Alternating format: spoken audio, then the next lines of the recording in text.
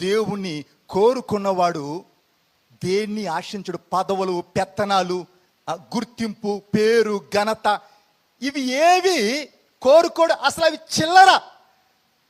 అవి దేవుని ముందు ఈ లోకములో ఉన్నవంతా ఏంటిది? పౌలు అంటాడు, నాకు ఏవేవి లాభకరములో అవి క్రీస్తు నిమిత్తము వాటిని పెంటలేవుడు జోబులు దాచిపెట్టుకుంటాడా? పెంటలేవుడు మూట కట్టుకొని ఇంటికి ఎత్తుకొని పోతాడా? ఈ లోకములో ఉన్నవన్నీ దేవుని ముందు అది పెంట. దేవుణ్ణి కాకుండా ఇంక దేన్ని నువ్వు ఆశిస్తున్నావంటే అది లేదు, ఇది లేదు, ఇంకేమో తక్కువైంది, అనుకున్నది జరగలేదు, కోరుకున్నది దొరకలేదు. కొంతమంది ఏడుపులు ఎట్లంటే వాళ్ళు అనుకున్నది జరిగితే అబ్బా దేవుడు ఉన్నాడు. ఏది అనుకున్నది జరిగితే, కోరుకున్నది దొరికితే. నువ్వు అనుకున్నట్లు నీ జీవితంలో తన కార్యాలు చేయడు. తన సమయంలో తన కార్యాలు నీ ఎడల జరిగిస్తాడు.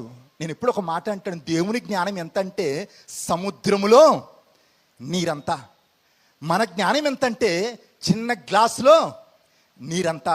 ఆ సముద్రంలో ఉన్న నీళ్ళు మొత్తము ఈ చిన్న గ్లాసులో పడతాయా?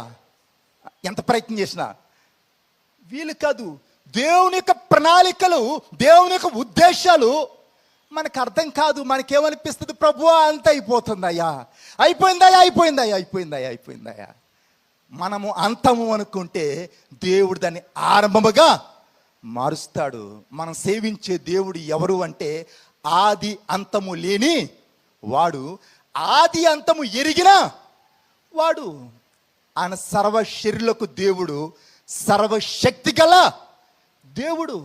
నిజముగా దేవుని నువ్వు కోరుకుంటే ఇంక దేన్ని ఆశించవు, దేని కొరకు పరిగెత్తవు, దేని కొరకు నువ్వు కృంగిపోవు, దేని కొరకు నువ్వు బాధపడవు, దేని బట్టి నువ్వు నిట్టూర్పులు షట్ వాళ్ళ యొక్క ముఖాల్లో అవన్నీ వ్యక్తపరుస్తూ ఉంటారు.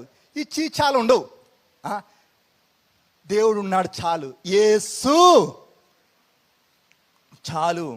ఏ పరిస్థితికైనా, ఏ స్థితికైనా యేసు చాలు.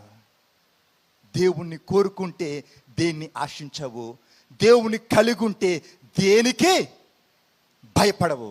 ఈరోజు భయపడుతున్నావు అంటే ఒకసారి పరీక్షించుకో, దేవుడు లేడేమో. ఇంకేదో లేదని నువ్వు బాధపడుతున్నావు అంటే ఒకసారి నీకు నువ్వు పరీక్షించుకో. దేవుని కోరుకోకుండా ఇంక దేని కొరకు నువ్వు